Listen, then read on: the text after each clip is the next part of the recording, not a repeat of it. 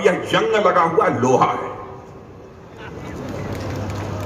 50 वर्षों तक इन्होंने इस हिंदुस्तान में अखंड हुकूमत की है। क्या भारत को शिखर तक नहीं ले जाया जा सकता था? 50 वर्षों का समय यह कम था? आप सबका समर्थन चाहिए। किसी को यदि थोड़ी बहुत किसी बात को लेकर नाराजगी हो तो मैं यह कहूंगा कि प्रश्न देश का है, व्यक्ति का प्रश्न नहीं है।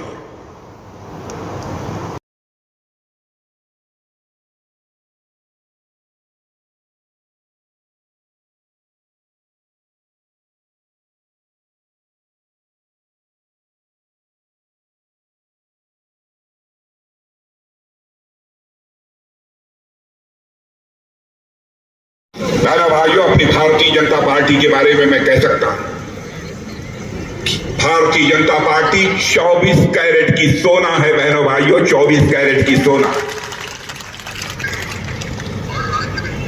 आप ये कहेंगे कि आप 24 कैरेट का सोना भारतीय जनता पार्टी को क्यों कह रहे हैं?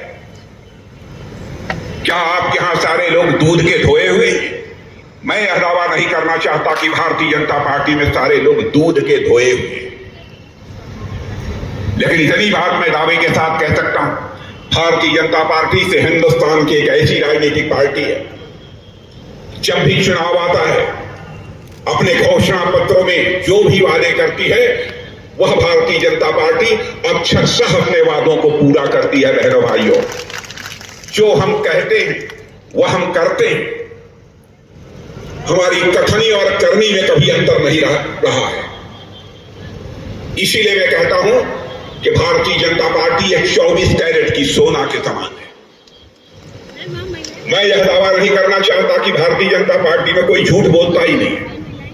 होंगे ऐसे व्यक्ति हो सकते हैं, लेकिन यहां तक पार्टी का सवाल है बहन भाइयों, पार्टी पर भारत ही नहीं दुनिया का कोई व्यक्ति उंगली उठाकर नहीं कह सकता कोई दाग लगी हुई है। कांग्रेस पार्टी को तो मैं कहता हूं अब यह जंग लगा हुआ लोहा है। 50 वर्षों तक इन्होंने इस हिंदुस्तान में अखंड हुकूमत की है।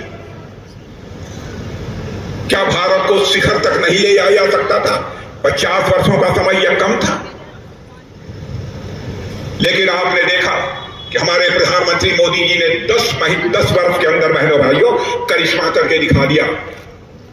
कोई माने या ना माने, सारी दुनिया मानती है 10 वर्षों के अंदर भारत का कद सारी दुनिया में ऊंचा हुआ है।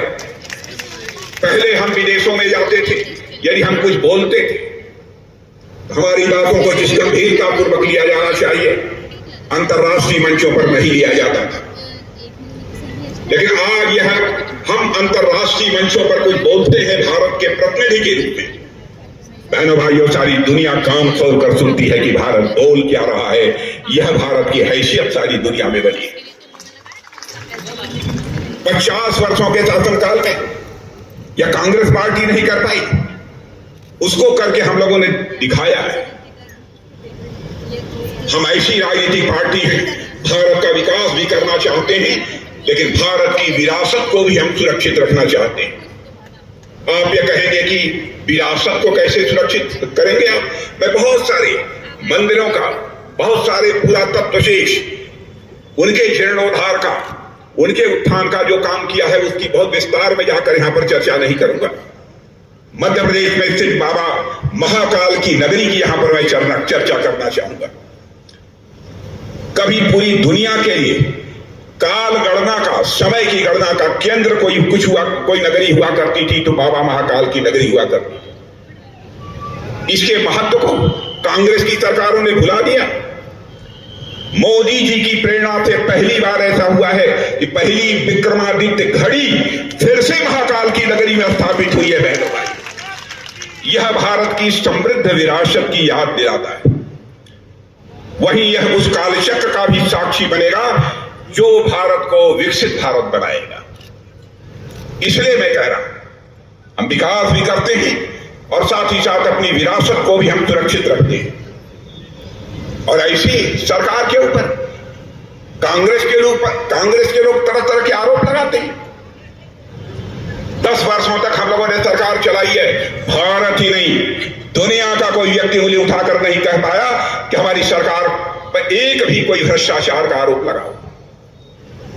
मैं दावे के साथ कहता हूं, जितने भी हिंदुस्तान में कांग्रेस की सरकारें रही, सबके ऊपर कभी न कभी भ्रष्टाचार का आरोप लगा है।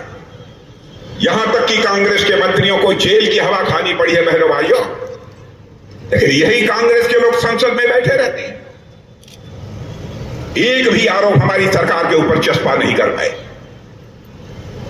यह है हमारी भारतीय जनता पार्टी का चरित्र। और कांग्रेस हमारी सरकार के ऊपर, मोदी जी की सरकार के ऊपर आरोप लगाती है। यदि तीसरी बार मोदी जी प्रधानमंत्री बन गए तो भारत का लोकतंत्र खतरे में पड़ जाएगा, भारत का संविधान खतरे में पड़ जाएगा। मैं कांग्रेस के लोगों से पूछना चाहता हूं, आप ही लोगों की सरकार थी, श्रीमती इंदिरा गांधी भारत के प्रधानमंत्री थी। अपनी कुर्सी बचाने के लिए किस तरीके से भारत के ऊपर इमरजेंसी उन्होंने थोपी थी और लाखों की संख्या में लोगों को, निरपराध लोगों को जेल के शिक्षों के पीछे डाल दिया था। बहनों भाइयों, 18 महीने तक मैं भी इसी कांग्रेस की सरकार की इमरजेंसी के दौरान जेल में रहा। हमारे जैसे लाखों लोग जेल में रहे। मुझे इसी हुकूमत ने 2.5 महीने तक तन्हाई भी दी है, सॉलिटरी सेल में मैं रहा हूं। माता की मृत्यु भी हो गई, तब भी उसका संस्कार करने के लिए भी उन्होंने पेरोल मुझे नहीं दिया था। वो आज लोकतंत्र और संविधान की दुहाई दे रहे हैं। जनता की आंखों में धूल झोंक कर लंबे समय तक राजनीति नहीं की जा सकती। बहनों भाइयों, हमने जो कहा है वह किया है। मुझे याद है कि 1984 में जब हमारा घोषणा पत्र बना था, उसमें हम लोगों ने कहा था जिस दिन संसद में हमको बहुमत मिलेगा, अयोध्या की धरती पर भव्य राम का मंदिर बनने से हमें दुनिया की कोई ताकत रोक नहीं पाएगी।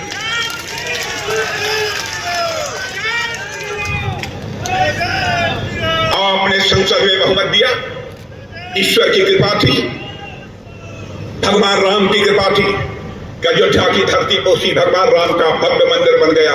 और आज मैं मध्य प्रदेश की जनता को इस विशाल सभा के माध्यम से संदेश देकर जाना चाहता हूं, भगवान राम अपनी झोपड़ी से, अपनी कुटिया से निकलकर राजमहल में प्रवेश कर चुके हैं। भारत में राम राज्य का आगाज होकर रहेगा बहनों भाई।